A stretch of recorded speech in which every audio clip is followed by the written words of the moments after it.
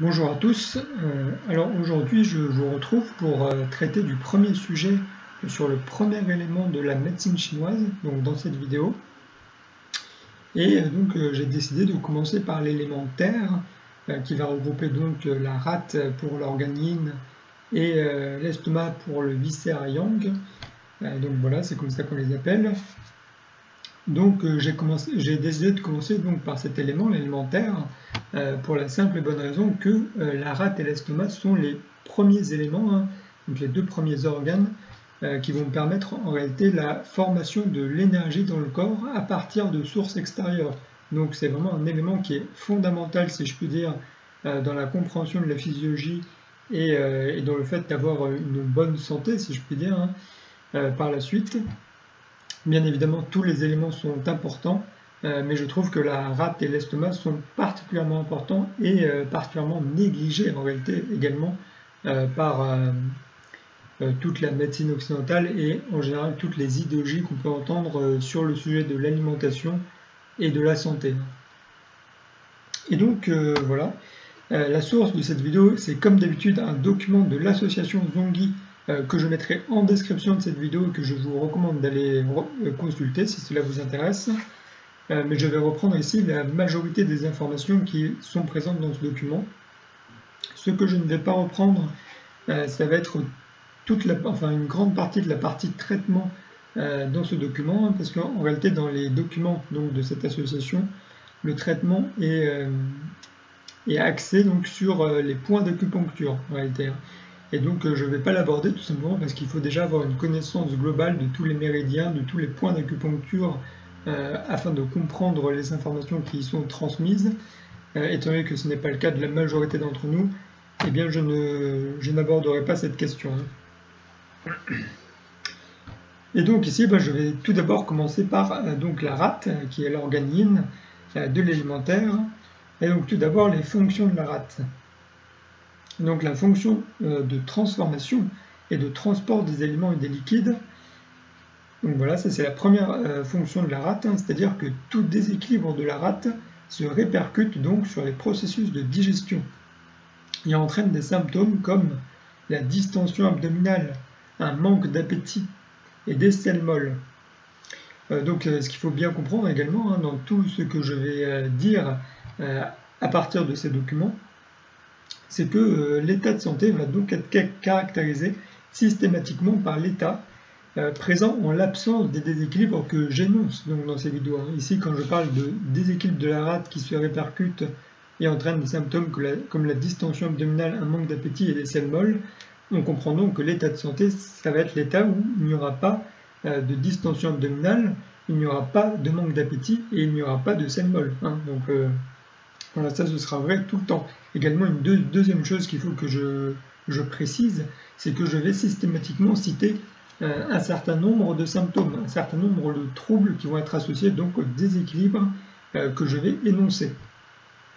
Mais vous pouvez très bien avoir ce déséquilibre présentement, mais ne pas représenter tous les symptômes que j'énonce et qui sont associés à ce déséquilibre. Vous pouvez seulement en présenter 2 ou 3 par exemple, hein, mais ce n'est pas pour ça que vous n'avez pas ce déséquilibre présent. Hein. Tous les symptômes associés sont présents en cas d'un déséquilibre extrême, si je puis dire, de ce que j'énonce. Hein. Donc voilà, en cas d'un petit déséquilibre, vous pouvez très bien avoir 2 ou 3 symptômes et ne pas présenter tous les symptômes. Sans compter que vous pouvez très bien également présenter des déséquilibres divers hein, à différents endroits avec 2 ou 3 symptômes à droite à gauche. Et cela présentera donc un tableau global au niveau de votre équilibre énergétique à l'intérieur de vous. Donc voilà. Mais en préambule, donc, pour détailler donc, les fonctions de la rate et de l'estomac, il me semble important de caractériser qu'est-ce que c'est qu'une bonne digestion, étant donné que ces deux organes vont intervenir beaucoup dans les processus de digestion. Eh bien, je pense que c'est important de repréciser qu'est-ce que c'est qu'une bonne digestion. Et donc, ce qu'il faut savoir, c'est bien sûr la première étape de la nutrition, ça va être l'ingestion d'aliments. Et c'est seulement après qu'il va y avoir donc tous les processus de digestion qui vont tout d'abord commencer par la bouche, bien sûr, donc avec la mastication, la salivation, puis après, ça va aller dans l'estomac. Et donc c'est l'étape avec l'estomac et la rate qui vont tous les deux jouer un rôle dans les processus de digestion. Il va y avoir ensuite l'intestin grêle qui va jouer un rôle dans le processus de digestion accompagné du foie et du pancréas. Et ensuite le côlon, et puis après donc cette digestion, il va y avoir donc ce qu'on appelle la défécation, c'est-à-dire le passage au sel, en quelque sorte. Et donc, qu'est-ce que ça signifie avoir une bonne digestion? Une bonne digestion, c'est, donc premier point, tout d'abord, c'est avoir une digestion qui rapporte plus d'énergie qu'elle n'en demande. C'est-à-dire qu'il ne faut pas être épuisé après le repas. Ça, c'est le premier point. Le deuxième point, c'est une digestion qui se passe sans troubles organiques ou douleurs organiques. J'entends par là des sensations de distension épigastrique ou au niveau du ventre, des flatulences par exemple, une difficulté à respirer, l'élimination d'un mucus épais, donc que ce soit par la bouche, la gorge, le nez. Ça peut être aussi des douleurs aux hypochondres, donc ça va être dans la région du foie, juste en dessous des côtes par exemple. On peut avoir des douleurs au dos, notamment au niveau du bas du dos, au niveau des reins, mais également on peut avoir des douleurs au niveau des épaules, au niveau des trapèzes, au niveau ce qu'on appelle la raideur de nuque, etc. On peut également avoir des migraines. On peut également avoir des sensations de chaud, des sensations de froid, des mouvements de chaleur dans le corps, etc. Ce sont des choses auxquelles il faut faire attention lorsque on s'alimente. Donc voilà, donc une digestion se passe normalement sans troubles organiques et sans douleurs organiques. Et donc pour finir, une digestion, c'est bien sûr l'état de la selle qui va se manifester à la suite de la défécation, qui doit être donc d'une certaine consistance, d'une certaine manière, si je puis dire. Mais avant, bien sûr, la défécation à proprement dit, il va y avoir donc, bien sûr, tout ce qu'on va appeler les gaz intestinaux. C'est-à-dire que normalement, lorsque une digestion se passe sans encombre et correctement, il doit y avoir absence ou quasi-absence, bien sûr, de gaz intestinaux avant la défécation. Donc voilà. Et donc, au moment de la selle, comment est-ce qu'elle doit être? Donc, je vais détailler un petit peu comment est-ce que doit être la selle. La selle, elle doit être moulée en saucisse, entourée d'une petite couche de mucus qui forme donc une coque protectrice à la selle. Elle doit être non salissante ou quasiment non salissante, de couleur marron à marron foncé. Elle doit couler dans l'eau des toilettes. Et pour finir, elle doit avoir une faible odeur. Voilà. Donc ça, c'est les caractéristiques générales d'une selle bien digérée, si je puis dire. C'est-à-dire que toute selle qui va être anormale et mal digérée va s'écarter des caractéristiques que je viens d'énoncer. C'est-à-dire elle va pouvoir être, donc ça va pouvoir être une selle molle ou en purée ou même une selle liquide dans les cas extrêmes. Donc ça, c'est bien sûr ce qu'on va appeler les diarrhées.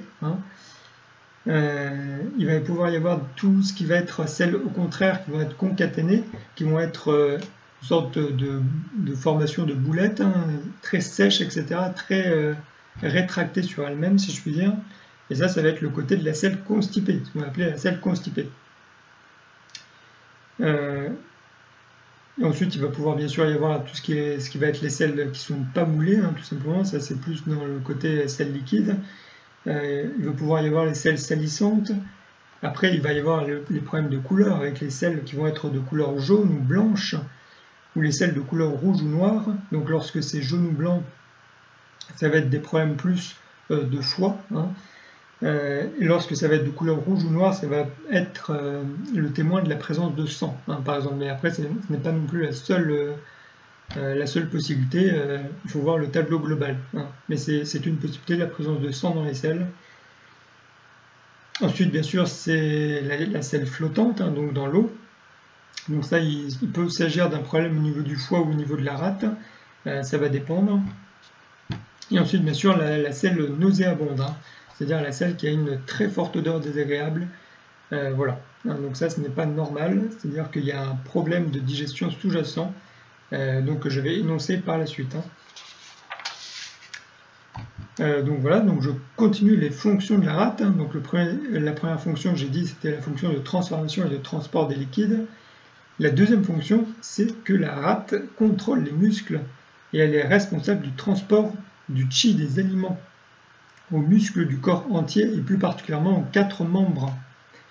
C'est-à-dire donc un déséquilibre dans ce domaine engendre souvent de la fatigue, signe extrêmement fréquent de vide de rate. Et enfin, la rate contrôle le sang, donc comme je l'ai dit dans ma précédente vidéo, c'est-à-dire qu'une faiblesse de rate entraîne souvent des saignements. Donc voilà, ici je vais donc citer les facteurs pathogènes externes qui vont affecter la rate. Et donc la rate est facilement envahie par l'humidité externe. Celle-ci peut envahir le corps de façon diverse, selon l'environnement du moment ou le mode de vie, comme par exemple le fait de vivre dans une région ou une maison humide ou dans des zones montagneuses embrumées, de garder des vêtements humides après avoir nagé ou fait du sport, de rester assis sur des surfaces humides ou de marcher dans l'eau. Les femmes sont plus particulièrement sujettes à l'invasion de l'humidité externe, surtout à certaines périodes de leur vie telles que les périodes menstruelles ou les suites d'un accouchement. Donc voilà, ensuite on nous dit une invasion de la rate par l'humidité entraîne une distension abdominale, un manque d'appétit, des nausées, une sensation de lourdeur, un enduit lingual blanc et épais et un pouls glissant.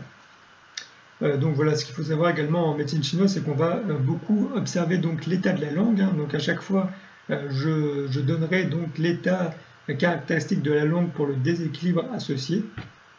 Donc ici, on nous parle d'un enduit lingual blanc et épais, lorsqu'il y a humidité.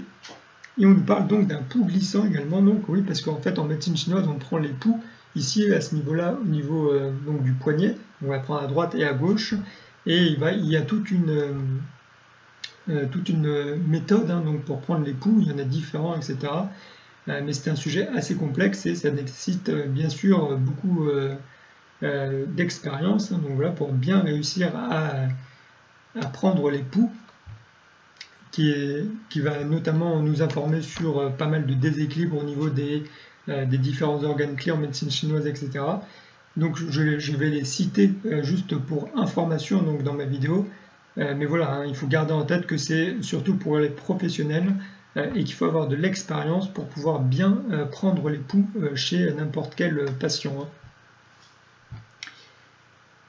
Donc voilà, ensuite on nous dit l'humidité externe peut se combiner bien sûr à la chaleur et au froid pour engendrer des symptômes de chaleur-humidité ou de froid-humidité. Donc ça c'était les facteurs pathogènes externes, il y a les facteurs mentaux.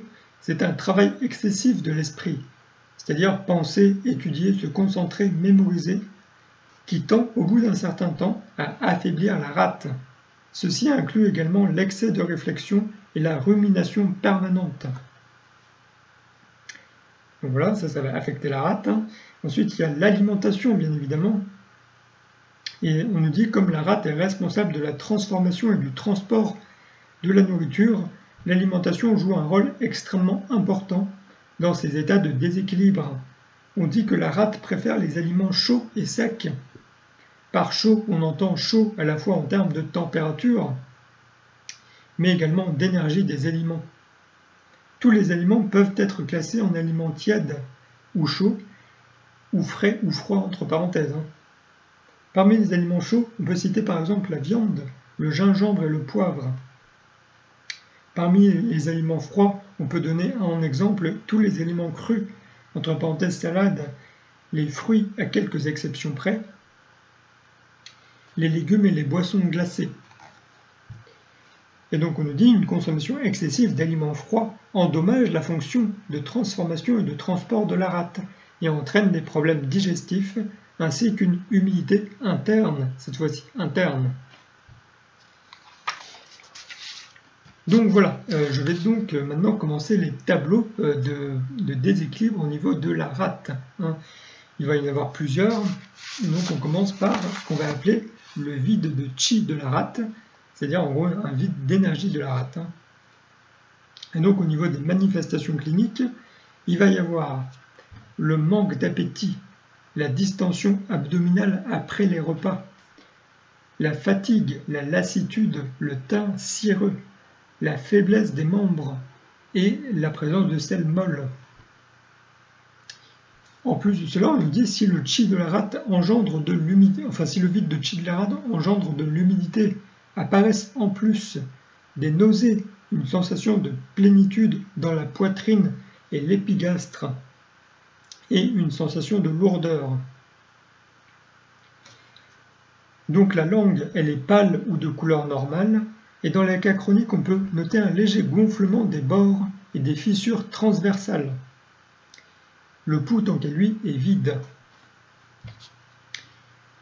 Et donc, on nous dit, pour nous expliquer un petit peu toutes ces manifestations, il s'agit de loin du déséquilibre de la rate le plus fréquent, et de façon générale du tableau pathologique le plus fréquent de tous. Ce qui n'est pas surprenant compte tenu de nos habitudes alimentaires anarchiques et du travail excessif que nous demandons à notre esprit dans le cadre de nos études ou de notre vie professionnelle. Le tableau de vide de chi de la rate est également un tableau central pour tous les autres déséquilibres de la rate qui ne sont en fait qu'une variante de celui-ci. La perturbation des fonctions de transformation et de transport de la rate entraîne divers symptômes digestifs tels que distension abdominale, sel molle et manque d'appétit. Comme la rate est responsable du transport de chi des aliments aux 4 membres, lorsque le chi de la rate est insuffisant, les membres sont insuffisamment nourris et sont faibles par conséquence. La rate transporte également le chi des aliments dans la totalité du corps, d'où la fatigue et la lassitude que ressent l'individu lorsque le chi de la rate est insuffisant. Si le vide de chi se prolonge, l'incapacité de la rate à transformer les liquides peut engendrer de l'humidité, qui obstrue la poitrine et l'épigastre et entraîne une sensation d'oppression. Caractéristique, l'humidité est lourde et il est difficile de s'en débarrasser. Elle s'accumule dans les muscles et donne une impression de pesanteur au niveau de la tête et des membres. Les nausées proviennent de l'obstruction de l'épigastre par l'humidité et de l'impossibilité pour le chi de l'estomac de descendre. Pour ce qui est de la langue, un vide chronique de la rate, du chi de la rate, se traduit souvent par un gonflement des bords limité à la partie moyenne, par opposition au gonflement que l'on trouve en cas de montée de yang du foie ou du feu du foie qui se situe sur la totalité des bords. Dans les cas encore plus graves, les côtés sont gonflés et présentent de petites fissures transversales. Et donc voilà, on nous dit le pouls vide reflète également le vide de chi, donc tout simplement. Et donc au niveau de l'étiologie de ce déséquilibre, qui est le vide de chi de la rate, on va retrouver plusieurs étiologies, plusieurs causes. Donc la première cause, ça va être bien sûr l'alimentation. Comme nous l'avons dit auparavant, la consommation excessive d'aliments froids et crus peut entraver les fonctions de transformation et de transport de la rate et entraîner un vide de chi de la rate. Manger à des heures irrégulières ou trop manger peut également fatiguer la rate et engendrer un vide de chi de la rate. Manger insuffisamment ou suivre un régime alimentaire pauvre en protéines peut également conduire à un vide de chi de la rate. Donc ensuite, on va bien sûr avoir tout ce qui va être efforts mentaux. On nous dit le vide de chi de la rate peut provenir d'un excès prolongé de pensée ou de travail mental, fréquent chez les étudiants dans des différentes professions qui nécessitent de longues heures de travail intellectuel quotidien. Il est alors particulièrement néfaste de retourner immédiatement au travail après un déjeuner, avaler à la hâte ou pire encore, de traiter des affaires au cours du déjeuner. Ensuite, au niveau du climat, on a une exposition prolongée à l'humidité, qu'elle soit d'origine climatique ou inhérente aux conditions de vie, peut affaiblir la rate et conduire à un vide de chi de la rate. On va bien sûr ensuite avoir tout ce qui est maladie chronique. Toute maladie qui dure a tendance à affaiblir la rate et à entraîner un vide de chi de la rate. C'est la raison pour laquelle un catarrhe est si souvent la conséquence d'une maladie qui s'éternise car le chi de la rate est alors affaibli, ce qui entraîne la formation de glaires. Donc voilà, pour donner une définition de ce que c'est qu'un catarrhe, j'imagine que tout le monde ne le sait pas, c'est une inflammation aiguë ou chronique d'une muqueuse, surtout dans les voies aériennes supérieures. Donc ça va être au niveau du nez et du pharynx, avec donc ce qu'on appelle une hypersécrétion non purulente de ces glandes, c'est-à-dire en quelque sorte vous allez avoir énormément d'écoulement nasal, une excrétion de mucus au niveau du nez, au niveau de la gorge, etc. Donc c'est ça ce qu'on appelle un catarrhe, et on nous dit que ça peut être la conséquence d'un vide de chi de la rate, qui est donc alors affaibli, et qui entraîne donc la formation de glaires, car la rate s'occupe de tout ce qui est mouvement des liquides et des fluides dans le corps. Donc voilà. Et donc au niveau du traitement donc, de ce vide de chi de la rate, on va dire tout simplement qu'il faut donc tonifier le chi de la rate, tout simplement. Donc tonifier le chi de la rate. Donc comme deuxième déséquilibre maintenant au niveau de la rate, on va avoir ce qu'on va appeler le vide de yang de la rate. Donc avec des manifestations cliniques qui sont les suivantes: le manque d'appétit, la distension abdominale après le repas, la fatigue, le teint cireux ou d'un blanc brillant cette fois-ci, la faiblesse des 4 membres, les selles molles, et on va ajouter donc les œdèmes, la frilosité et les membres froids. Ici la langue est pâle, gonflée et humide, et le pouls est faible, lent et profond. Donc au niveau de l'explication, on a ce tableau est donc à la base identique au tableau de vide de chi de la rate, avec en plus des symptômes de type froid, tels que frilosité et membres froids. Ces symptômes viennent de ce que le yang de la rate est incapable de réchauffer le corps. Les œdèmes sont dus au fait que la rate n'assure plus sa fonction de transformation et de transport des liquides. Lorsque les liquides ne peuvent plus être transformés, ils s'accumulent sous la peau et donnent des œdèmes.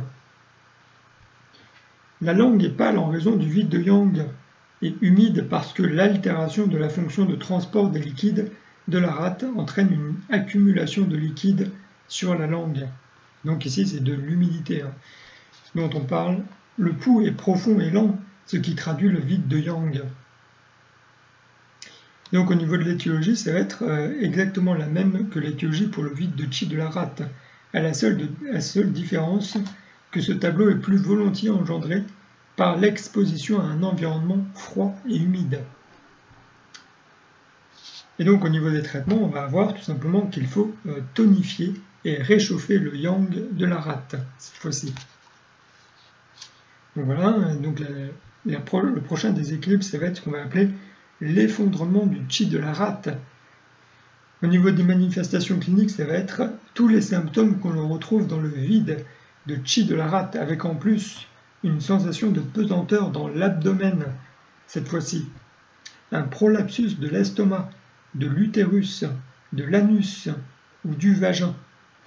On peut avoir également des mictions urgentes et fréquentes, ainsi que des hémorroïdes et des varices. Donc ici une petite parenthèse pour ceux qui ne sauraient pas ce que c'est qu'un prolapsus. Un prolapsus, c'est tout simplement lorsque les organes ne sont plus suffisamment retenus vers le haut, ne sont plus suffisamment toniques, et en fait ont tendance à s'affaisser et à tomber vers le bas en quelque sorte. Donc voilà. Donc la langue est pâle et le pouls est vide ou faible. Donc voilà.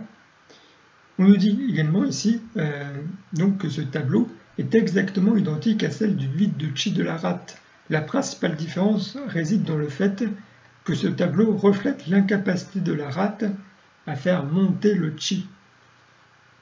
Les hémorroïdes et les varices sont partiellement dus à l'effondrement du chi de la rate qui ne peut plus maintenir correctement les veines à leur place. Et les mictions fréquentes et urgentes sont dues à l'effondrement du chi, incapable de contrôler les urines. Donc au niveau de l'étiologie, on a là encore le fait qu'elle est identique à celle du vide de chi de la rate, qui est plus est les personnes qui, de par leur profession, doivent rester debout chaque jour pendant des heures, sont plus susceptibles que d'autres de présenter ce tableau si d'autres facteurs dans leur vie entraînent un vide de chi de la rate. Et donc au niveau du traitement, ça va être tonifier le chi de la rate et également faire monter le chi. Donc voilà, donc le prochain tableau, ça va être ce qu'on va appeler la rate ne gouverne pas le sang. Ici, au niveau des manifestations, on a toutes les manifestations cliniques qu'on retrouve dans le vide de chi de la rate, avec en plus un purpura, des taches de sang sous la peau, du sang dans les urines ou les selles, des ménorrhagies, un teint cireux et de l'essoufflement. On nous dit la langue est pâle, le pouls est fin. Et donc tous les symptômes ici sont dus à l'incapacité de la rate à contrôler le sang. Lorsque le chi de la rate est insuffisant, il ne peut retenir le sang dans les vaisseaux et donc il s'ensuit des saignements divers, que ce soit donc sous la peau, donc ici avec le purpura, soit dans les urines ou les selles, soit dans l'utérus. Ce sont des saignements de type vide, par opposition aux saignements provoqués par la chaleur du sang, qui sont de type plénitude. L'étiologie ici est donc également identique à celle du vide de chi de la rate, et le traitement, il suffit donc également de tonifier le chi de la rate. Donc le prochain tableau, ça va être le froid-humidité qui envahit la rate. Au niveau des manifestations, on va avoir le manque d'appétit, la sensation de plénitude dans la poitrine et l'épigastre, la sensation de froid améliorée par la chaleur au niveau de l'épigastre, la sensation de lourdeur au niveau de la tête, le goût sucré dans la bouche ou l'absence de goût, l'absence de soif ou la soif sans désir de boire. On va avoir des selles molles et minces. On va avoir des pertes vaginales blanches chez les femmes, de la lassitude ou une sensation de lourdeur généralisée. Donc au niveau de la langue, on retrouve un enduit blanc, épais et collant, et le pouls est glissant et lent également. Donc on nous dit ici, c'est un tableau de type plénitude qu'on le rencontre lorsque la rate est envahie par l'humidité externe. Les manifestations ci-dessous correspondent à la phase aiguë, mais ce tableau peut également être chronique. L'humidité obstrue la poitrine et l'épigastre, c'est-à-dire en haut, et empêche le chi de circuler librement, normalement. D'où les sensations caractéristiques de plénitude et de lourdeur. L'humidité empêche le yang clair de monter à la tête, ce qui entraîne une sensation de lourdeur au niveau de la tête. La rate s'ouvrant à la bouche, lorsque l'humidité obstrue la rate, cela a des répercussions sur le goût. L'humidité est lourde et a tendance à descendre. Il s'ensuit donc des pertes vaginales. Et l'enduit lingual collant et glissant est un signe particulièrement caractéristique de l'humidité, donc, tout comme le pouls glissant dont on a parlé donc juste avant. Et donc le tableau que l'on vient de décrire ici provient de l'invasion de la rate par l'humidité externe, mais les symptômes qu'il présente sont fort proches de ceux qui peuvent découler d'un vide de chi de la rate qui a entraîné la formation d'humidité. C'est l'examen du pouls et de la langue qui va permettre de différencier les deux tableaux en cas d'humidité due à un vide chronique du chi de la rate. Le pouls, lui, est fin et faible et seulement légèrement glissant, plutôt que plein et glissant comme ce qu'on vient de voir à l'instant. Et la langue, tant qu'elle, est pâle, avec un enduit mince, plutôt qu'un enduit épais, comme le tableau qu'on vient de voir à présent. Et donc cette étiologie, ce tableau provient d'une exposition à une humidité externe liée aux conditions climatiques, soit aux conditions de vie. Et donc dans les principes de traitement, ça va être tout simplement d'éliminer l'humidité. Voilà. Le tableau suivant, ça va être la chaleur-humidité envahit la rate au lieu du froid-humidité. Et donc au niveau des manifestations cliniques, on retrouve la sensation de plénitude dans l'épigastre et la partie inférieure de l'abdomen, le manque d'appétit. Donc là, c'est dans l'épigastre et la partie inférieure, hein. Contrairement à l'autre, c'était plus vers le haut, là c'est plus vers le bas. On a encore le manque d'appétit, la sensation de lourdeur, la soif sans désir de boire, ou avec le désir de boire par petites gorgées cette fois-ci. On a des nausées, des vomissements, des douleurs abdominales, des selles molles et nauséabondes cette fois-ci, sensation de brûlure à l'anus, urine peu abondante et jaune foncé. On a une fièvre légère qui peut apparaître, également des céphalées. Au niveau de la langue, on retrouve un enduit jaune et collant.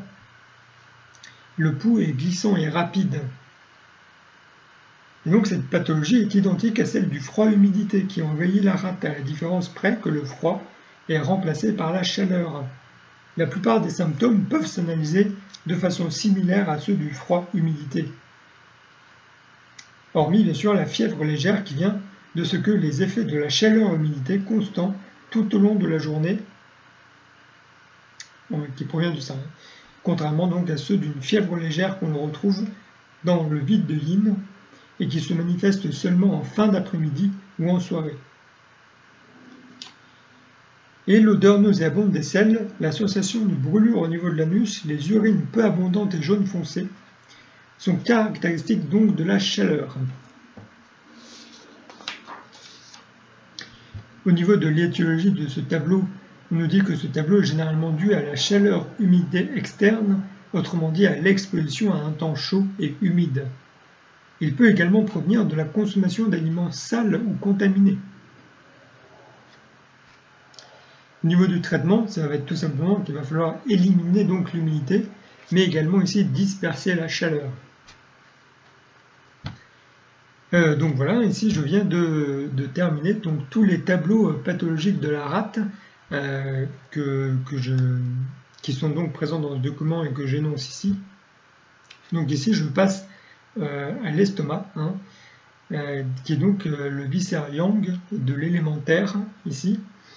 Et donc je commence comme avec la rate avec les fonctions de l'estomac. Et donc on nous dit la fonction principale de l'estomac est de faire mûrir et pourrir les aliments. Autrement dit, de les transformer, de les digérer, afin que la rate puisse séparer les essences distillées des aliments. Il est donc naturel que tous les tableaux pathologiques de la rate présentent des symptômes digestifs.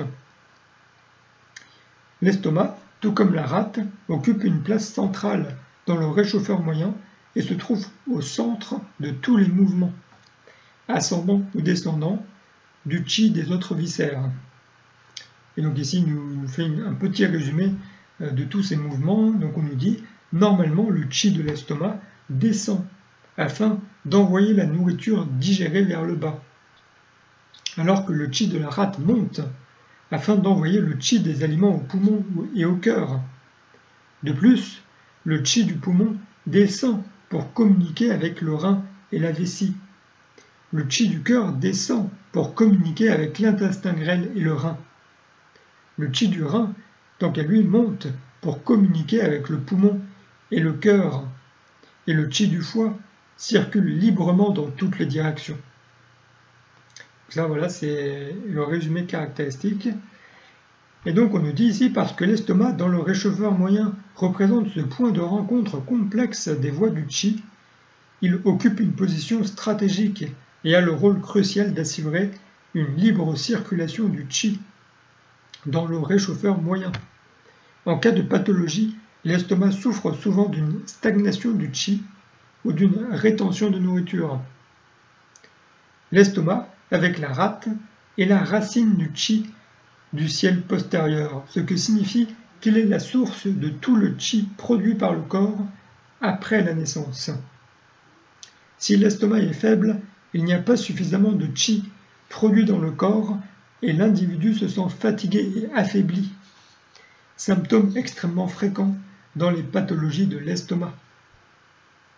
Enfin, il faut se souvenir que l'estomac est également la source des liquides, car c'est lui qui transforme et digère toutes les boissons ingérées.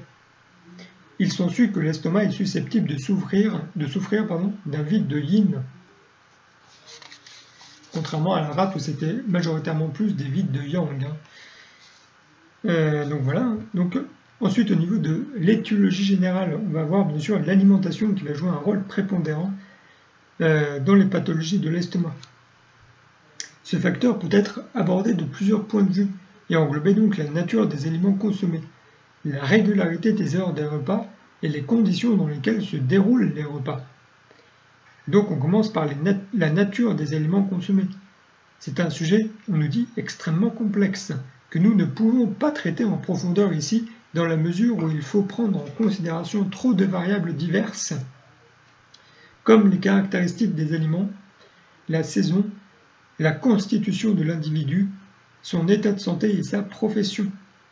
D'une façon générale, l'estomac préfère les aliments humides plutôt que secs, au contraire de la rate qui préfère les aliments secs. En cas d'absorption d'aliments trop secs, par exemple des aliments cuits au four ou aux grilles, l'estomac peut devenir sec et souffrir éventuellement d'un vide de yin. De plus, l'estomac peut aussi souffrir de la consommation excessive d'aliments trop chauds ou trop froids en termes énergétiques. Une consommation excessive d'aliments chauds peut entraîner l'apparition de chaleur dans l'estomac. Bien sûr, on ne peut pas définir dans l'absolu ce qui constitue une consommation dite excessive de ces aliments dans la mesure où elle varie en fonction de la saison, de la constitution de l'individu et de sa profession. En cas de vide de yang, il est recommandé de consommer en plus grande quantité des aliments qui réchauffent. Ce type d'aliment est également conseillé en hiver dans les pays froids. Une personne qui effectue un travail physique difficile doit également consommer davantage de ces aliments chauds. Une consommation excessive d'aliments froids peut entraîner l'apparition de froid dans l'estomac. Tout comme nous l'avons indiqué pour les aliments de type chaud, une consommation plus importante d'aliments froids peut être appropriée dans une pathologie de type plénitude de chaleur ou sous des climats très chauds. Donc voilà, ça c'était pour la nature des aliments consommés. Ensuite, il va y avoir bien sûr la régularité des heures de repas, qui sont très importantes au niveau de l'estomac. Et donc on nous dit, les Chinois insistent sur l'importance qu'il y a à manger à des heures régulières. Ceci s'explique par le fait que le corps obéit à un rythme naturel de la circulation du qi dans les différents viscères à différents moments et qu'il est inopportun de manger alors que l'estomac est au repos. L'estomac, de toute évidence, ne peut pas alors digérer correctement la nourriture. Le fait de recommander aux malades de manger à des heures fixes peut sembler très démodé à certains, mais l'expérience a montré que manger à des heures irrégulières entraînait bel et bien des pathologies de l'estomac. Il est donc important ici de manger à des heures fixes, de prendre un petit déjeuner correct. Entre parenthèses, dans certains pays, les gens ne prennent qu'une petite tasse de café très fort. Il est donc important également donc de ne manger ni trop peu, de ne pas grignoter entre les repas, de ne pas manger tard le soir et de ne pas manger trop vite. Si l'on mange trop, l'estomac ne parvient pas à digérer la nourriture correctement, si bien qu'elle stagne dans le réchauffeur moyen et que le qi de l'estomac ne peut plus descendre. Une alimentation insuffisante ou trop pauvre, donc entre parenthèses malnutrition, provoquée par des régimes amaigrissants stricts et inadéquats, conduisent à un vide de qi de la rate et de l'estomac. Par le fait de grignoter constamment entre les repas ou de manger trop vite, l'estomac n'a pas le temps de digérer correctement et il en résulte donc une rétention d'aliments. Si l'on mange trop tard le soir alors que le yin domine, l'estomac doit utiliser son énergie yin et il en résulte un vide de yin de l'estomac. Oui, donc ça il faut le savoir que le yin domine le soir, et donc en soirée et pendant la nuit. Donc ensuite, on a donc dans les conditions dans lesquelles se déroulent les repas qui vont jouer un rôle également. On nous dit, outre la nature et la quantité des aliments absorbés, ainsi que l'heure à laquelle ils sont consommés, les circonstances dans lesquelles les repas se déroulent sont extrêmement importantes. On peut manger les aliments les plus purs et les plus équilibrés à des heures absolument fixes et n'en tirer aucun bienfait s'ils sont consommés avec un état d'esprit négatif, anxieux ou triste par exemple. L'état émotionnel de l'individu au moment des repas est important. Être en proie à des soucis en mangeant ou penser à son travail, par exemple, peut conduire à une stagnation du chi dans l'estomac. Si l'heure des repas représente l'occasion de se disputer pour les membres de la famille, comme c'est malheureusement quelquefois le cas, même les meilleurs aliments ne seront pas digérés correctement et il s'ensuivra une rétention d'aliments dans l'estomac et une stagnation de chi dans le réchauffeur moyen. Manger sur le pouce ou avaler un sandwich en vitesse au travail peut également entraîner une stagnation de chi dans l'estomac. Lire en mangeant entraîne un vide de chi de l'estomac. Donc en gros, il faut comprendre que toutes les activités qui vont vous déconcentrer sur votre alimentation, votre repas présent que vous absorbez, va entraîner des désordres au niveau de l'estomac. Donc ensuite, il y a bien sûr les émotions qui vont jouer un rôle dans l'étiologie de toutes les pathologies de l'estomac. L'estomac est principalement touché par les soucis et l'excès de réflexion. Un état soucieux entraîne une stagnation de chi dans l'estomac qui se manifeste par une sensation de brûlure persistante, des éructations et des nausées. Un excès de travail intellectuel depuis plusieurs années peut entraîner un vide de chi de l'estomac. Une colère peut également affecter l'estomac, bien que de façon indirecte par l'intermédiaire du foie. La frustration et le ressentiment peuvent entraîner une stagnation du chi du foie qui envahit l'estomac et provoque des nausées, des éructations ou des distensions douloureuses.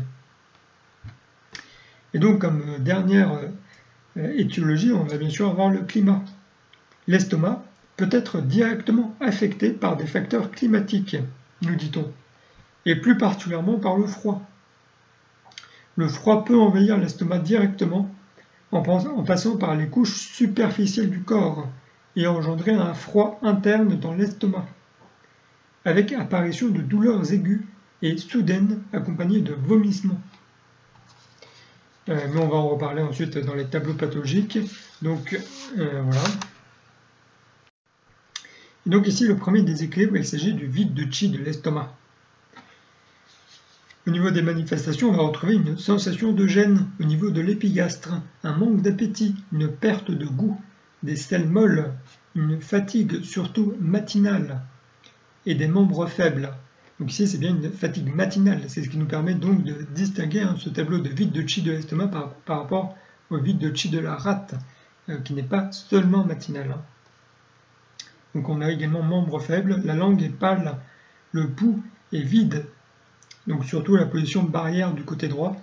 Donc voilà, je ne sais pas ce que c'est que cette position barrière. Donc on nous dit l'estomac est la racine du chi du ciel postérieur et le point de départ de la production du chi extrait de la nourriture. Si l'estomac est faible, le chi est insuffisant et tous les autres viscères en souffrent. La fatigue est le signe principal du vide de l'estomac.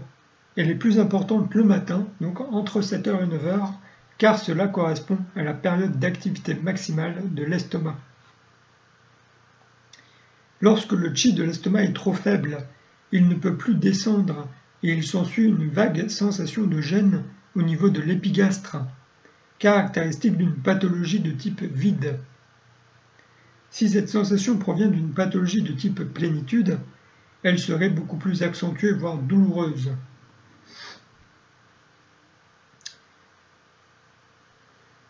Lorsque le chi de l'estomac est trop faible, souvent le chi de la rate est également faible car l'estomac et la rate entretiennent des relations très étroites. Il en résulte alors un manque d'appétit, des selles molles, une perte de goût et une langue pâle.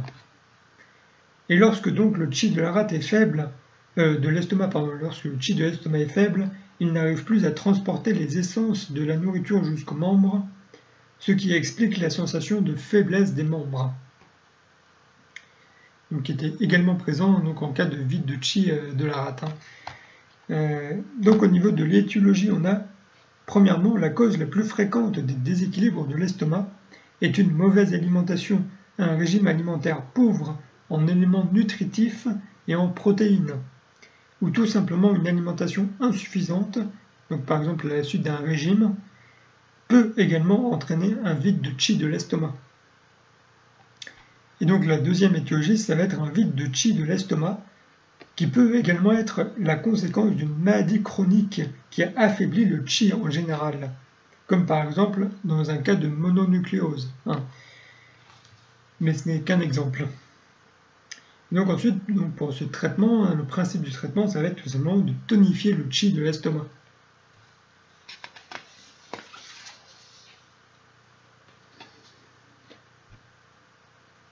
Le prochain tableau pathologique ici au niveau de l'estomac, ça va être ce qu'on va appeler donc le vide de yin de l'estomac.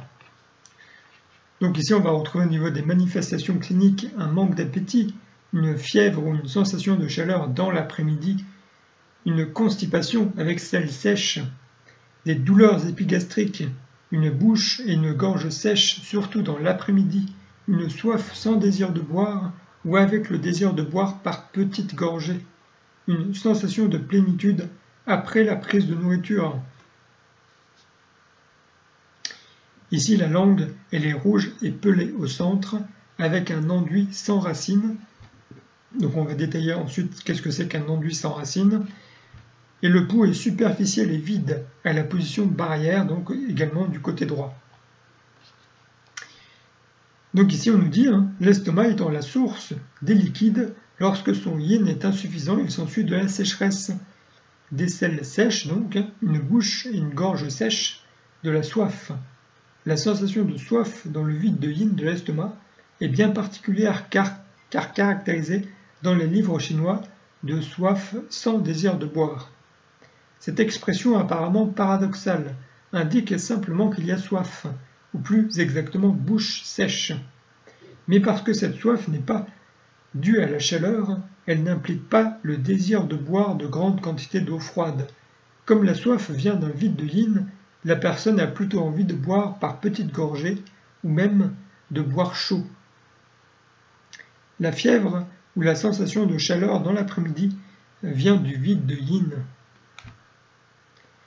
Donc ici on nous dit le signe le plus significatif du vide de yin de l'estomac est la langue rouge et pelée ou dont l'enduit est sans racine au centre. Donc le centre ici c'est la zone de l'estomac, la caractéristique sur la langue.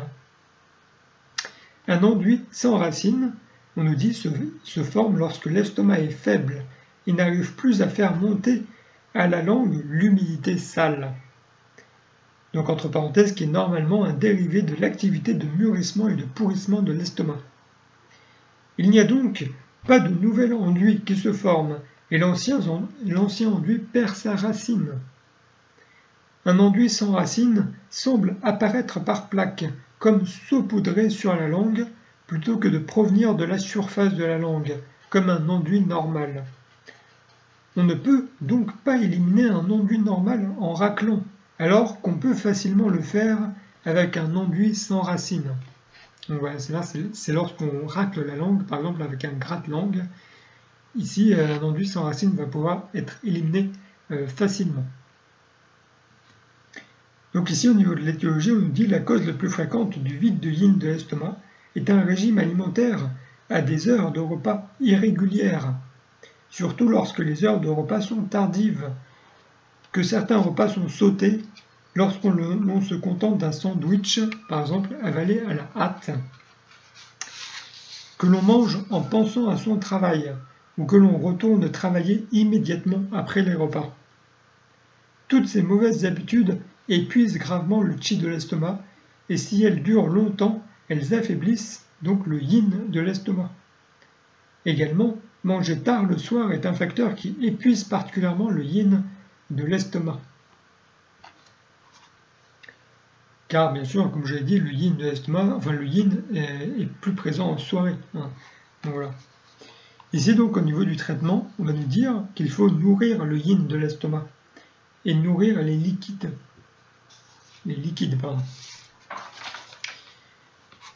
Donc voilà, donc le prochain tableau, s'il va s'agir le fait que le chi de l'estomac se rebelle et monte.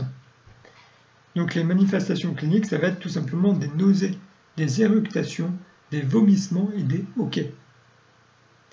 Donc pas de modification particulière de la langue par rapport à ça. Et le pouls est serré, on nous dit, à la position barrière du côté droit. Donc au niveau de la pathologie, on nous dit, ce tableau est l'expression de l'altération de la fonction de descente de l'estomac. Bien souvent, il n'apparaît pas seul, mais conjointement avec d'autres tableaux, comme par exemple un feu de l'estomac ou l'invasion de l'estomac par le froid. Donc je vais traiter juste après. Tous les symptômes proviennent de ce que le chi de l'estomac n'arrivant plus à descendre, se rebelle et monte, tout simplement. Et donc ici, ce tableau est souvent dû à des problèmes émotionnels, comme de l'anxiété et des soucis qui empêchent le chi de l'estomac de descendre. Donc ici, au niveau du principe de traitement, on va nous dire qu'il faut soumettre le chi rebelle et stimuler donc la descente du chi de l'estomac.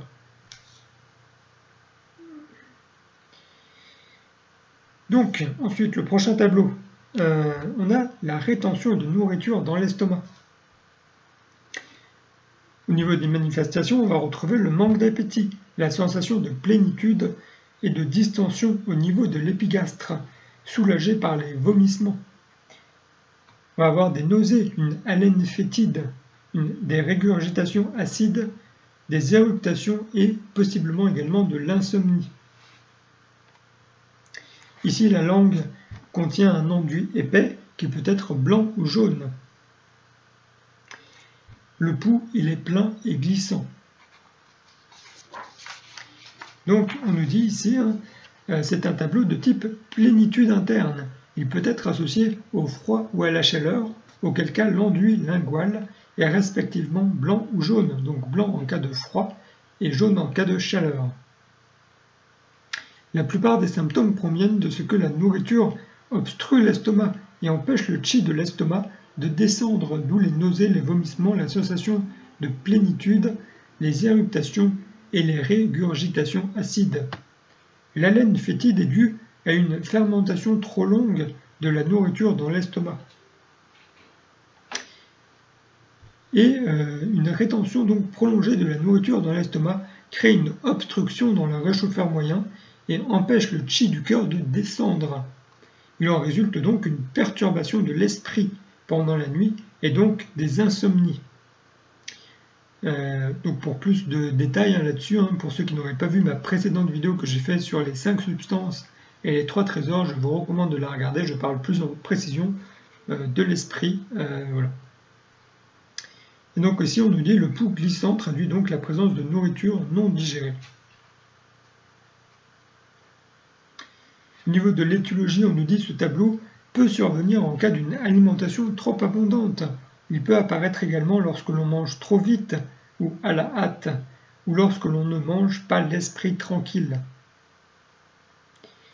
Donc au niveau du traitement, on va voir donc qu'il faut éliminer la rétention de nourriture. Il faut stimuler la descente du chi de l'estomac.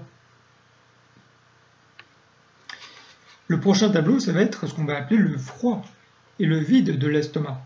Au niveau des manifestations cliniques, on va voir la gêne au niveau de l'épigastre aggravée après les selles et améliorée après la prise de nourriture et la pression ou les massages.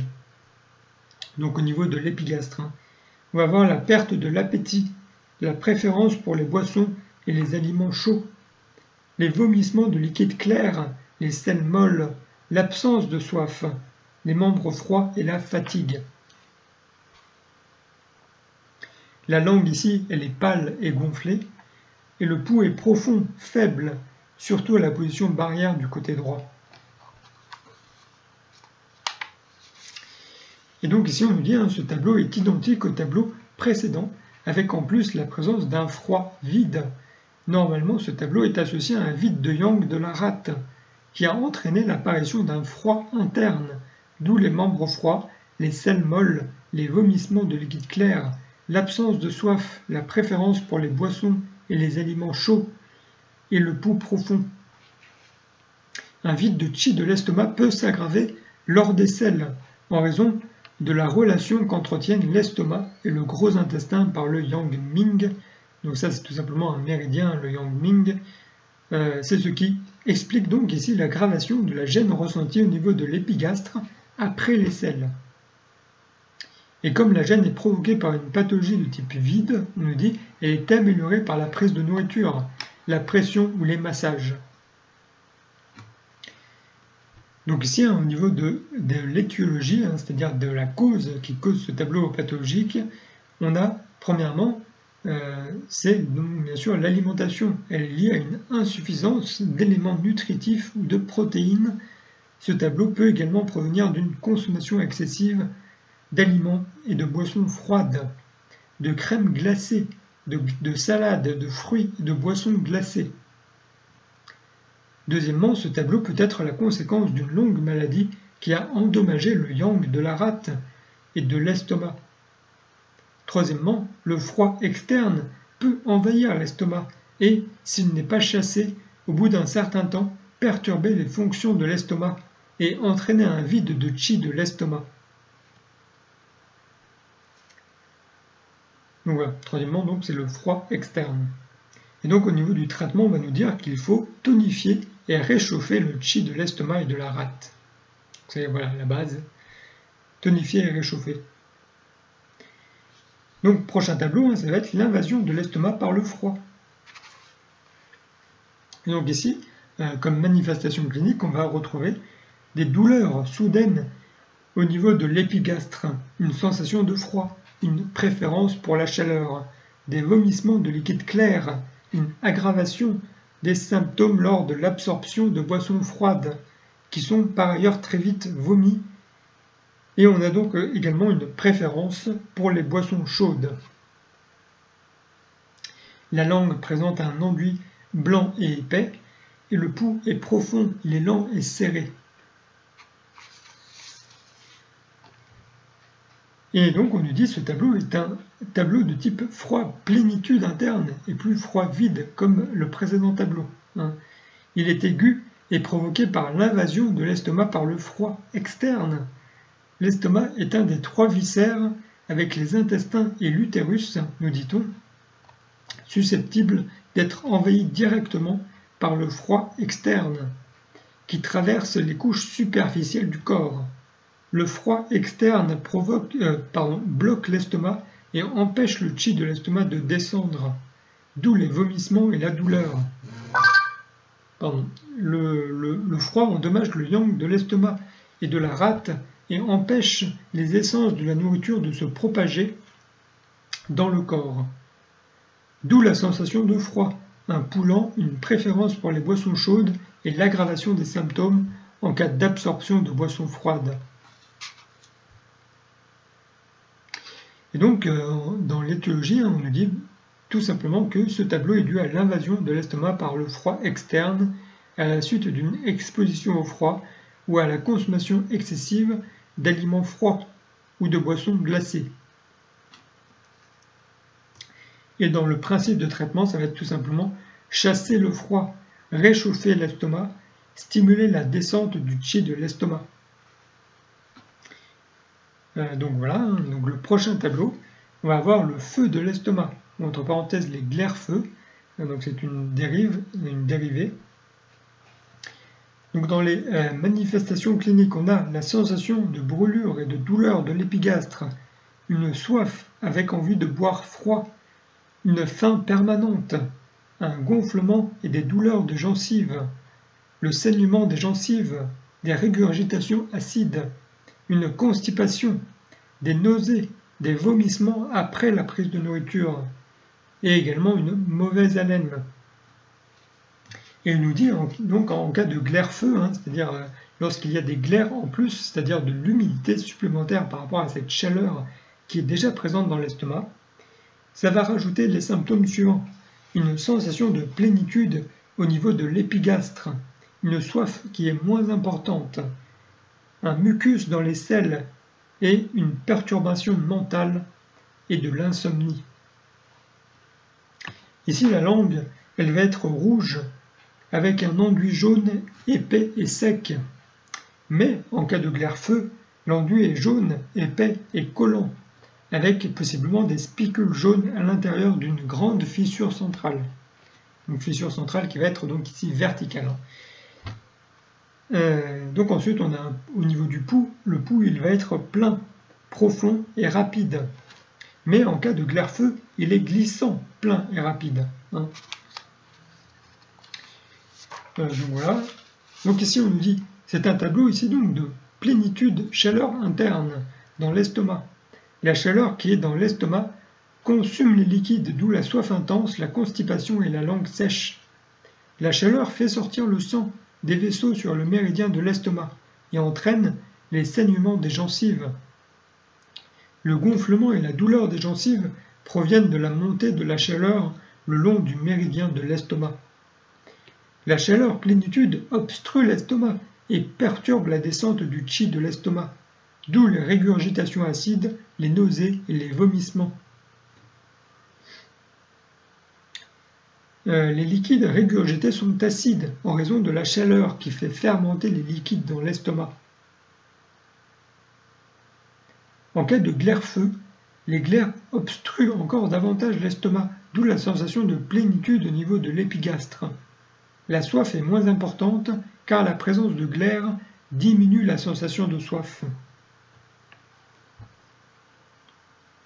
Les glaires et le feu dans l'estomac peuvent troubler l'esprit et entraîner des insomnies ou des symptômes mentaux graves, comme dans les états maniaco-dépressifs.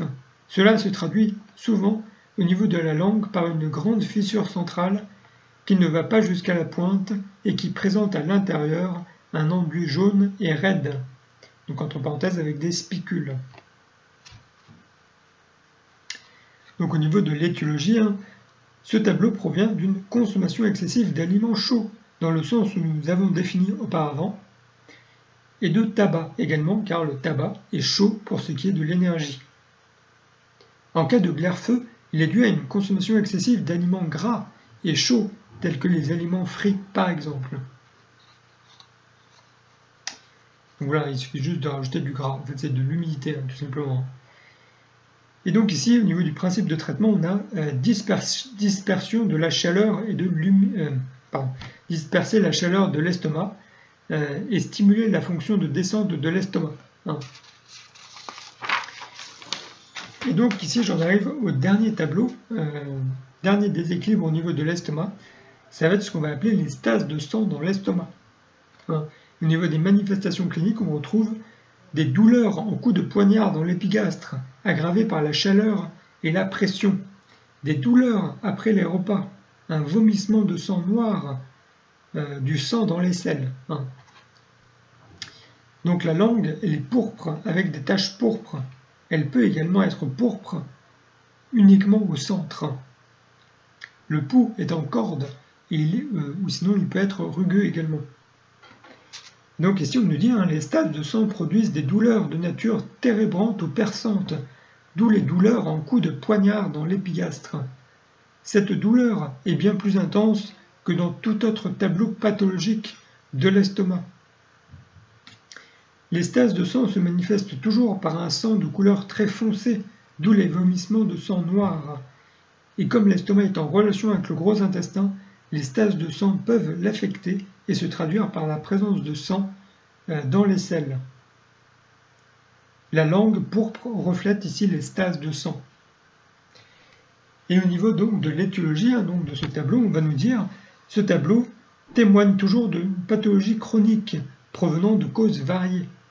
Il peut être associé ou découler d'autres tableaux pathologiques de l'estomac, plus particulièrement un feu de l'estomac, une rétention de nourriture dans l'estomac, une invasion de l'estomac par le chi du foie. N'importe laquelle des causes décrites dans ces tableaux peut entraîner des stases de sang dans l'estomac. De plus, les stases de sang sont souvent le résultat d'une stagnation de chi, surtout d'une stagnation chronique du chi du foie. Cette stagnation vient généralement de problèmes émotionnels de longue date comme la colère, la frustration, le ressentiment ou la dépression. Et donc ici, en principe de traitement, on va nous dire qu'il faut éliminer les stases, qu'il faut tonifier le sang et qu'il faut stimuler la descente du chi de l'estomac. Donc voilà, c'était le dernier tableau que je voulais aborder avec vous donc, dans cette vidéo. J'espère qu'elle vous a plu, qu'elle vous aura intéressé et aidé. N'hésitez pas à me dire bien sûr ce que vous en avez pensé en commentaire de cette vidéo, je vous lirai bien évidemment. N'hésitez pas également à la partager si vous pensez qu'elle peut aider d'autres personnes. N'hésitez pas à mettre un pouce si vous l'avez aimé. Sur ce, comme dans toutes les fins de mes vidéos, je précise ici que je suis thérapeute en biorésonance multidimensionnelle, que c'est une méthode qui permet de rééquilibrer et d'éliminer les polluants de vos organismes, enfin de vos organes. Donc voilà, si vous êtes intéressé, je mets la playlist ici, donc pour ceux qui ne me connaissent pas. Et sur ce, je vous remercie de m'avoir écouté jusqu'au bout et je vous souhaite une très bonne journée.